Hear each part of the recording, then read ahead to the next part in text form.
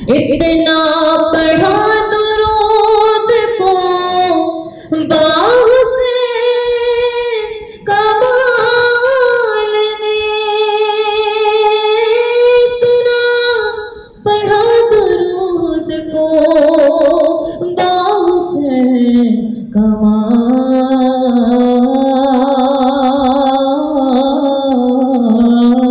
نے، اتنا پڑھا درود کو باحسین کمال نے، اتنا پڑھا درود کو باحسین کمال نے، امت پہ پھر سے اللہ کا کمال احسان ہو گیا، امت پہ پھر سے اللہ کا کمال احسان ہو گیا۔ بسم اللہ الرحمن الرحیم، اللہم صلی علی محمد النبی الامی وعلی آلہ وصحبہ وبارک وسلم۔ السلام علیکم ورحمۃ اللہ وبرکاتہ۔ سامعین، ڈاکٹر اسلم آپ سے مخاطب ہے۔ سامعین، جیسے کہ آپ جانتے ہیں کہ ہم نے خطبات کمال جو حضرت فقیر پروفیسر باغ حسین کمال رحمۃ اللہ علیہ بانی سلسلہ اویسیہ کمالیہ اس کتاب کو تالیف کیا آپ کے صاحبزاد حضرت قاضی مراد کمال مدظ العالی نے۔ یہ کتاب فقیر پروفیسر باغ حسین کمال رحمۃ اللہ علیہ کے خطابات پر مبنی ہے۔ پچھلی دفعہ ہم نے جو ویڈیو اپلوڈ کی تھی وہ 17 مارچ 1995 خطاب کے بعد اب ہم اس کے کتاب کے دوسرے حصے کی جانب بڑھ رہے ہیں، تو شروع کرتے ہیں۔ حضرت فقیر پروفیسر باغ حسین کمال رحمۃ اللہ علیہ فرماتے ہیں کہ میری خواہش نہیں ہے کہ لاکھوں میرے مرید ہوں، البتہ میری یہ آرزو ضرور ہے کہ یہ نسبت لاکھوں آدمیوں تک پہنچے۔ سب لوگ جو یہاں پہنچے ہیں، یہاں موجود ہیں، چاہے وہ میرے بیت ہیں یا نہیں، میں ان کو اجازت دیتا ہوں کہ آپ خود بھی ذکر کریں اور دوسروں تک یہ نعمت پہنچائیں، اور یہ بھی یاد رکھیں کہ جس طریقے سے میں نے اسے آسان بنایا ہے اہل برزخ بھی حیران ہے۔ میں نے آپ سے تقاضا کیا ہے کہ نماز پڑھنی ہے، وہ فرض ہے، وہ معاف نہیں کر سکتا، لیکن مجاہدے میں معاف کر سکتا ہوں کہ گھنٹوں کی بجائے آپ صرف 10 منٹ ذکر کر لیں۔ میں اندازہ کر رہا تھا کہ خود میری حاضری جو اپنے شیخ کے پاس 8.5 سال کے دوران رہی وہ تقریباً 6,500 گھنٹے بنتے ہیں، اور آپ لوگوں نے 10 سال میں جو میرے پاس حاضری دی اس دوران میں آپ سے زیادہ جو تقاضا کرتا ہوں وہ یہ ہے کہ سارے ہفتے میں یعنی کہ اتوار کے دن 1 گھنٹہ میرے پاس آ جایا کریں۔ تو اگر آپ نے بہت محنت کی، بہت مجھ پر کسی نے احسان کیا کہ حضرت کے پاس جا رہے ہیں، تو زیادہ سے زیادہ سال کے 50 گھنٹے اس نے مجھے دیے، اس لحاظ سے آپ نے 8 سالوں میں 400 گھنٹے مجھے دیے۔ اب کہاں 8 سالوں میں نے اپنے حضرت جی رحمت اللہ علیہ کے پاس 6,500 گھنٹے گزارے، اس سے آپ اندازہ کر لیں کہ میں بھی ملازم تھا، میرے بھی بال بچے تھے، میں کیوں 40 دن وہاں جا کر بیٹھ جاتا تھا اور 24 گھنٹے حضرت جی مولانا اللہ یار خان رحمت اللہ علیہ کی محفل میں ٹھہرتا تھا۔ شاید یہ ادائی اللہ تعالیٰ کو پسند آ گئی، اور میرے خیال میں پورے حلقے میں ایک حافظ عبدالرزاق چکوال والے اور ایک میں اور ایک شاید کرنل مسعود صاحب، ہم 3 آدمی ہوں گے جنہوں نے اتنا وقت دیا ہو یا اتنا وقت حضرت جی یعنی مولانا اللہ یار خان رحمت اللہ علیہ کے پاس رہے ہوں۔ اس طرح میں آپ سے مطالبہ یہ کروں گا کہ یہ دنیا اور اس دنیا کی نعمتیں بہت عارضی ہیں، جبکہ ہم ٹھیکیدار بنے ہوئے ہیں اپنے بچوں کے کہ جی ان کے لیے روٹی کما رہے ہیں، وقت نہیں ملتا، یار اس جھنجھٹ سے نکلو، تھوڑا سا وقت نکالو اللہ تعالیٰ کے لیے۔ یہ زندگی بہت عارضی ہے، بلکہ بہت ہی عارضی ہے۔ ہمارے باپ دادا سب چلے گئے، ہم نے بھی اس دنیا سے چلے جانا ہے، اور یہ بھی مت سوچیں کہ ہم نے ضرور 100 سال یا 68 سال گزارنے ہیں، پتہ نہیں کب بلاوا آ جائے۔ ہمارے کتنے پیارے ساتھی ہم سے بچھڑ گئے۔ جمال جس نے دارالفیضان کی زمین خریدنے کا اہتمام کیا، ساری دوڑ دھوپ کی، میں نے صرف دستخط کیے تھے، باقی سارا کام اس نے کیا تھا۔ اب کہاں ہے ہمارے دوست اور ساتھی شریک کار؟ پروفیسر مکرم صاحب کہاں ہیں؟ کتنے پیار سے آتے تھے، سب کچھ چھوڑ چھاڑ کر چلے گئے، چھوٹے چھوٹے بچے رہ گئے، تو کوئی پتہ نہیں، کوئی ضمانت نہیں ہمارے پاس کہ ضرور 60 سال کے بعد ریٹائرمنٹ لینی۔ یہ یہ جو ٹائم ہے اس کو یوں نہ سب اللہ تعالیٰ کا قرب حاصل کرنے کے لیے زیادہ کوشش کر. پتا ہے یہ جو میں نے آپ کو روحانی پرواز کرائی ہے کتنی تیزی سے کرا, اور اب بھی جس میں طلب دیکھتا ہوں اگر وہ دال فیضان آنے کی زحمت کرے تو فوری طور پر مقامات طے کراتا ہوں. یہاں پر میجر بھٹی صاحب ہوں, پرسوں آئے, کہنے لگے کہ میری سفارش فرمائے. میں نے کہا کیا سفارش؟ کہ جی مجھے کچھ ملے. میں نے کہا کہ اللہ کے بندے 1 سال کے اندر میں تمہیں دربار اقدس صلی اللہ علیہ وآلہ وسلم لے گیا, اب اور کون سا مقام ہے کہ میں تمہاری سفارش کروں؟ بات دراصل یہ ہے کہ اس نعمت کا آپ لوگوں کو پتا ہی نہیں کہ یہ کتنی اونچی بات ہے. آپ سمجھتے ہیں کہ کمال صاحب انگلی پکڑتے ہیں اور لے جاتے, یہ کوئی معمولی بات نہیں. اہل برزخ پتا ہے کہ کیا کہتے ہیں. داتا صاحب رحمت اللہ علیہ کی محفل فرمانے لگے, جی کمال صاحب کی کیا بات ہے, یہ تو گدھوں کے گلے میں ہیروں کی گانی ڈالتے ہیں. وہ میرے مشائخ ہیں لیکن ان کا تاثر یہ تھا, مراد یہ تھی کہ یہ جو نعمت سالہ سال کی ریاضتوں کے بعد دینی چاہیے یہ شخص فوراً دے دیتا, لیکن میری مجبوری ہے, میں آپ پر احسان نہیں کر رہا. جب میرے حلقے میں 40 آدمی داخل ہو گئے جنہوں نے میرے ہاتھ پر بیعت کر لی تو نبی کریم صلی اللہ علیہ وآلہ وسلم نے فرمایا کہ بیٹے اب 40 تمہارے اپنے ساتھ ہو گئے ہیں, اب انٹی لگائیں. یہ کوئی عام سی بات نہیں کہ آپ نے بیعت کر لی اور میں نے بیعت کرا دی, آپ نے ذکر اسم ذات کیا یا نہ کیا, بلکہ یہ بہت اہم بات ہے کہ ہماری روحانی ڈیوٹیاں اور ڈیوٹیاں بہت اہم ہوتی. جس طرح ظاہری طور پر آپ دیکھتے ہیں کہ اوپر صدر وزیر اعظم نیچے گاؤں کا پٹواری ہے, انتظام کے لیے ایک سلسلہ چل رہا ہے, اے سی ہے, ڈی سی اور کمشنر ہے اور کام چل رہا ہے, اسی طرح روحانی ڈیوٹیاں ہوتی ہیں. اب میری مجبوری یہ تھی کہ میں جلدی سے جلدی اپنی ٹیم بنانا چاہتا تھا. میں نے شروع میں ایسا بھی کیا کہ جب پہلے 40 ساتھیوں کی ڈیوٹی لگائی تو میں نے جو درود شریف پڑھا ہوا تھا وہ 1 کروڑ اپنے ان ساتھیوں کی طرف سے نذرانہ عقیدت پیش کیا اور عرض کیا کہ یا رسول اللہ صلی اللہ علیہ وآلہ وسلم ان کے پاس تو کچھ نہیں ہے, میں اپنی طرف سے آپ صلی اللہ علیہ وآلہ وسلم کی خدمت اقدس میں 1 کروڑ درود شریف پیش کر رہا ہوں. وہ 1 کروڑ درود شریف پیش کیا گیا, وہ دراصل ان میں خصوصی توجہ کے ذریعے ایک استعداد پیدا کی گئی کیونکہ ان کو روحانی ذمہ داریاں سنبھالنے کی قوت دی جا رہی تھی. حضرت فقیر پروفیسر باغ حسین کمال رحمت اللہ علیہ آگے فرماتے ہیں, یہ جو آپ دیکھ رہے ہیں کہ کشمیر میں ہلا گلا ہو رہا ہے, بوسنیا میں ہو رہا ہے, شیشان یعنی چیچنیا میں ہو رہا ہے, یہ ایسے ہی نہیں ہو رہا, اس کے پیچھے کوئی کام ہو رہا ہے اور جو کام کر رہے ہیں وہ گمنام ہے, کوئی جاننے والا نہیں ہے, اس لیے مجھے ضرورت ہے ورکروں کی. میں نے عرض کیا یا رسول اللہ صلی اللہ علیہ وسلم, میرا تو خیال تھا کہ یہ کتاب حال سفر چھپے گی تو پاکستان میں کوئی انقلاب آ جائے گا, یا تو لوگ اتنا ہجوم کریں گے کہ مجھے سنبھالنا مشکل ہو جائے گا, یا یہ کہ کفر کے اتنے فتوے لگیں گے کہ میرا بچنا مشکل ہو جائے گا. حضور صلی اللہ علیہ وآلہ وسلم نے فرمایا کہ بیٹے پریشان نہ ہو, میں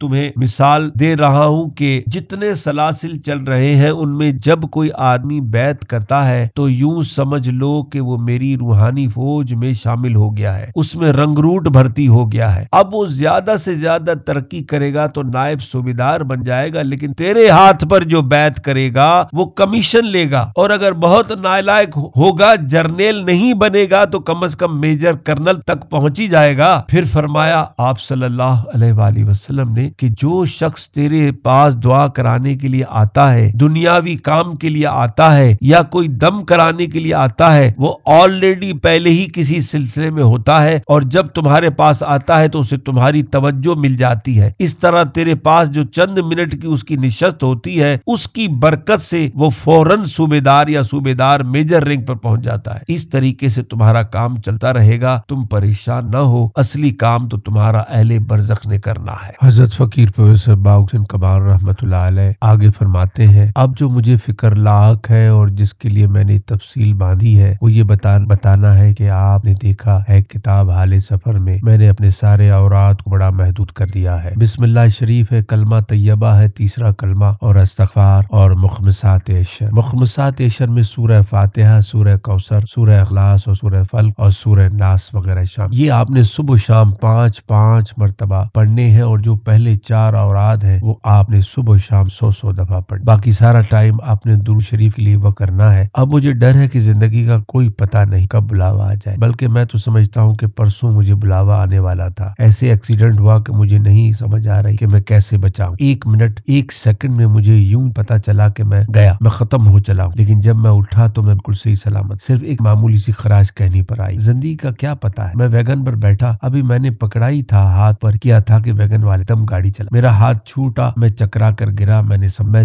तो समझा पता नहीं क्या हो गया। लड़के खड़े हो गए हुए थे, वो डरते हुए आए, वो दौड़ते हुए आए, उन्होंने रश किया कि वैगन पकड़े। वैगन वाला फौरन दौड़ा, हाथ जोड़े। मैंने कहा बेटे तुम भाग जाओ, ये कॉलेज के लड़के हैं, तुम्हारी बूटियां नोच लेंगे। उन्हें जब पता चलेगा कि तुमने प्रोफेसर साहब गिराया है, तुम्हारी खैर नहीं, तुम भाग जाओ। मैं ठीक, मैं बता ये रहा था कि जिंदगी का कोई पता नहीं। आपको जो मैं वसीयत कर रहा हूँ, ताकीद कर रहा हूँ, वो ये है कि खुदा के लिए मेरे सिलसिले में कोई मिलावट न कीजिएगा किसी किस्म की भी, वरना बरकत उठ जाएंगी। अगर आपने इन चीजों के अलावा कोई और चीज, कोई और वजीफा किसी किताब से पढ़कर शामिल किया तो बरकत में कमी आ जाएगी। इसलिए मेरे दोनों बेटे मौजूद हैं, ताबिश कमाल और मुराद कमाल, वो भी सुन ले, और मेरे साहब मजाज साथी जो पुराने हैं वो भी सुन ले कि जो दुरूद शरीफ की बरकत है वो इतनी ज्यादा है कि आप तसव्वुर भी नहीं कर सकते। मुझ में कोई सुरखाब का पर नहीं लगा था कि इतना बड़ा मकाम मुझे इतनी जल्दी मिल गया, इतना बड़ा काम मुझसे लिया जाना मकसूद हुआ। अब भी जो हमारी तरक्की हो रही है वो दुरूद शरीफ की बरकत से हुई है। इस तरह मेरे बाद भी ये सिलसिला इसी तरह चलाना है। अब मिसाल के तौर पर होता क्या है कि बुजुर्गों ने तो एक तरीका चलाया, अब जो बाद में आते हैं वो चीज अपने बुजुर्गों से हासिल नहीं कर पाते, रियाजत नहीं करते। अब बुजुर्ग दुनिया से तशरीफ ले जाते हैं, दुनिया से रुखसत हो जाते हैं, तो फिर उनकी दस्तार बंदी होगी, साहब दादा साहब बैठ गए, फिर सिलसिला चल पड़ा, लेकिन वो बरकत उठ चुकी होती है। नतीजा क्या होता है कि लोगों को वो रूहानी तरबियत नहीं मिलती जो मिलनी चाहिए। अब ये जो आपने थोड़ी देर पहले देखा कि मैंने मकामात तय कराए, दरबार अक़दस सल्लल्लाहु अलैहि वसल्लम पहुंचाया, ये कोई ख्याली बात नहीं थी। यहाँ पर लोग बैठे हुए हैं जिन्होंने मुशाहिदा किया है, और ये मैं नहीं कराता हूँ, पहले भी कराते रहते हैं। जिस तरह किताब में मैंने सुल्तान बाहू रहमतुल्लाह अलैह का हवाला दिया, वो फरमाते हैं कि फकीर फिना फिल्लाह साहिब हुजूर होता है, उसके लिए मजलिस मोहम्मदी में ले जाना कोई मुश्किल नहीं होता, और जो ऐसा नहीं कर सकता वो राहबर नहीं, वो राहजन है। मैंने किताब में थोड़ी सी वजाहत की है कि जितने खानवादे चल रहे हैं वो बैत तरीकत नहीं कराते, बैत शरीयत कराते। जहाँ आपने किसी बुजुर्ग की बैत की, वो कहते हैं बेटे जिक्र करो, नमाज पढ़ो, अच्छे काम करो, बुरे काम छोड़ दो, बैत शरीयत है। बैत तरीकत का इन्होंने कभी दावा ही नहीं किया कि मेरी बैत करो, मैं तुम्हें वहां ले जाता हूँ। इसीलिए ये जो निस्बत आपको अता की गई है ये बहुत ऊंची है, इसकी कदर करें, शुक्र करें। मैं तो खुद बाज़ औक़ात समझता हूँ कि जो आदमी मेरी बैत करता है वो अल्लाह ताला का कोई बड़ा ही लाडला है, कि तकरीबन 7 करोड़ तो मर्द पाकिस्तान में होंगे, पाकिस्तान की आबादी 12 करोड़ है, चलो 7 करोड़ न होंगे, 6 करोड़ होंगे, उनमें से कितने हैं जिन्होंने मेरी बैत की है? ज्यादा से ज्यादा 40-50 हजार अफराद होंगे, और उनमें से कितने आदमी हैं जो बाकायदगी से आते हैं? उनमें से 400-500 आदमी हैं जो बाकायदगी से आते हैं, जिनमें कुछ इस्तादाद है, जो चल रहे हैं। तो इस तरह ये नेमत बांटने में मैंने बुखल से काम नहीं लिया। आप भी हिम्मत से काम लें और कोशिश करें कि जो नेमत मिली है ये आगे चले, ये मांद न पड़ जाए। हज़रत फकीर प्रोफेसर बाहुसैन कमाल रहमतुल्लाह अलैह आगे फरमाते हैं। अब एक और बात आपने देखा होगा कि जब बड़े बुजुर्ग दुनिया से रुखसत होते हैं और उनके पीछे जो जानशीन होते हैं, जितने उनके साहबजादगान होते हैं, उनके अपने अपने दायरे असर होते हैं। मिसाल के तौर पर मुराद के जो साथी हैं, मिलने वाले हैं, उनकी अकीदत उसके साथ होगी। जो ताबिश के मिलने वाले हैं उनकी अकीदत उसके साथ होगी, और साकिब के मिलने वालों की साकिब के साथ होगी। जब कमाल साहब रुखसत होंगे तो कहेंगे साकिब साहब आप में माशाल्लाह क्या खूबी है, आपको जानशीन होना चाहिए। ताबिश के साथी कहेंगे कि ताबिश साहब आप में क्या कमी है, आपको जानशीन होना चाहिए। तो क्या होगा कि 3 गद्दियां हो जाएंगी। फिर आगे क्या होगा कि चंद नस्लों बाद ये गद्दियां और गद्दियों में बटेंगी। तो आप देखते हैं कि जितनी भी बड़ी बड़ी गद्दियां थीं वो कई कई गद्दियों में तकसीम हो चुकी हैं, और मुझे ये डर है। हजरत फकीर प्रोफेसर बाहुसैन कमाल रहमतुल्लाह अलैह आगे फरमाते हैं, चीचनिया में क्या हो रहा है? घरों में कुरान पाक रखने तक को ममनून करार दे दिया गया, मस्जिदों में ताले लगा दिए गए, अजानें देना बंद कर दी गई, नमाज पढ़ना जुर्म करार दे दिया गया। लेकिन उसके बावजूद उनके आबाओ अजदाद की रगों में अल्लाह के नाम के जिक्र की जो बरकत थी, आज जब उन्हें थोड़ा सा वक्त मिला, थोड़ी सी कुव्वत मिली, तो वो उठे, दुनिया को वर्ताए हैरत में डाल दिया है। मैं उसको एक और जावी से देखता हूँ। लोग तो कहते हैं कि वहां पर जुल्म हो रहा है, मैं समझता हूँ कश्मीर में, बोस्निया में, चीचनिया में अल्लाह ताला ने उन लोगों पर एक खास करम किया है कि उन्हें शहादत की नेमत उज़्मा इतने वसी पैमाने पे अता। हम जो वलीउल्लाह बने फिरते हैं, हम तो अभी इम्तिहान में हैं, मगर वो नौजवान जो अपने दिल में तरंग पाता है, उमंग पाता है, घर वालों को बताए बगैर मैदान जहाद में जा पहुंचता है और शहीद होता है, वो तो कामयाब हो गया, पास हो गया। और ये बहुत बड़ी सआदत है। औलिया अल्लाह भी यहीं बैठे रहे, उलमाए कराम भी बैठे रहे, वाज़ो तबलीग भी करते रहे, लेकिन वो सरफराज अल्लाह ताला के कुर्ब से। लेकिन हम क्या करें, हैफ है, कश्मीर तो बड़ी दूर है, कश्मीर تو ہماری شہ رگ ہے. ہم جو یہاں بیٹھے ہیں اگر آج خدا نخواستہ آزاد کشمیر اس کے پاس چلا جائے اور منگلا کی پہاڑی سے فائر کیا جائے تو یہ دینا اور جہلم تباہ ہو جائے, ہماری شہ رگ اس کی گرفت میں آ جائے. لیکن ہم کیا کر رہے ہیں, بے حسی کا یہ عالم, رونا آتا ہے. حضرت فقیر پروفیسر باغ حسین کمال رحمت اللہ علیہ آگے فرماتے ہیں, کالج میں کچھ لڑکے کشمیر فنڈ کے لیے چندہ اکٹھے کر رہے تھے. وہ لڑکے میرے پاس آئے, میں بیٹھا ہوا تھا کچھ پڑھ رہا, ایک کاپی میرے سامنے آ. میں نے کہا کیا ہے بیٹے؟ کہنے لگا جی کشمیر فنڈ کے لیے کچھ دیں. میں نے ہاتھ ڈالا, میری جیب میں اتفاقاً 500 کا نوٹ. میں نے نکالا, اس کو دے دیا. اس لڑکی کی آنکھیں پھٹی کی پھٹی رہ گئی. سر عجیب بات ہے. میں نے کہا کیا؟ کہنے لگا جی ابھی ہم سب پروفیسروں کے پاس گئے ہیں, اکثر نے تو ہمیں تنخواہ دیا اور چند ایک نے دیے بھی ہیں, تو کسی نے 10 روپے دیے ہیں اور کسی نے 15 روپے. بڑی محنت کرنا پڑی ہے, بڑی منتیں کرنا پڑی ہیں, اور آپ جو ہے آپ نے 500 کا نوٹ ہمارے ہاتھ پہ دھر دیا. میں نے کہا کہ بات یہ ہے کہ آپ میرا کام کر رہے ہیں, یہ آپ کا کام نہیں, یہ میرا کام. آج میں آپ سے عرض کر رہا ہوں, آپ سب کو پتا ہے کہ میں ان پیروں میں سے نہیں ہوں کہ آپ کی جیبوں پر میری نظریں ہو. اللہ کا خاص کرم, اللہ تعالیٰ نے اپنی جناب سے روٹی کا بہت اچھا بندوبست کر رکھا ہے. بیٹے جو ہے وہ بھی کسی حد تک باروزگار ہے, مجھے کسی قسم کا کوئی لالچ نہیں. آپ جمعے کو جو 10-15 روپے میری جیب میں ڈالتے ہیں وہ میری جیب میں جاتے ضرور, لیکن وہ میری ذات یا میرے بچوں پہ خرچ نہیں ہوتے. کچھ بیوائے, کچھ یتیم, کچھ مستحقین کی ایک لسٹ میرے پاس ہے, ان کو میں دے دیتا ہوں. حضرت فقیر پروفیسر باغ حسین کمال رحمت اللہ علیہ فرماتے ہیں, میں عرض کر چکا ہوں کہ پرسوں جو میرا ایکسیڈنٹ ہوا اللہ تعالیٰ نے رکھا, لیکن کوئی گارنٹی نہیں کہ کب بلاوا آ جائے, کیونکہ میں نے بہت پہلے درخواست دے رکھی ہے کہ مجھے بلائیں, لیکن وہاں صلی اللہ علیہ وآلہ وسلم سے جواب یہ کہ یہ کام کون کرے گا, یہ تو نے جو وسیع حلقہ پھیلا دیا ہے, اتنے محاذ کھول لیے ہیں, یہ محاذ کون سمیٹے گا. تو میں نے عرض کیا یہ تینوں ماشاءاللہ جوان ہیں, سنبھال لیں گے. تو آپ صلی اللہ علیہ وآلہ وسلم نے فرمایا ان کا ابھی ٹائم نہیں ہے, جب سنبھالنے کے قابل ہوئے تو تجھے بلا لیا جائے گا. تو بہرکیف کوئی پتہ نہیں کب بلاوا آ جائے, جلدی بھی آ سکتا ہے. رمضان شریف کے پہلے جمعے کو جو اجتماع ہوا تھا اس میں اتفاق سے مراد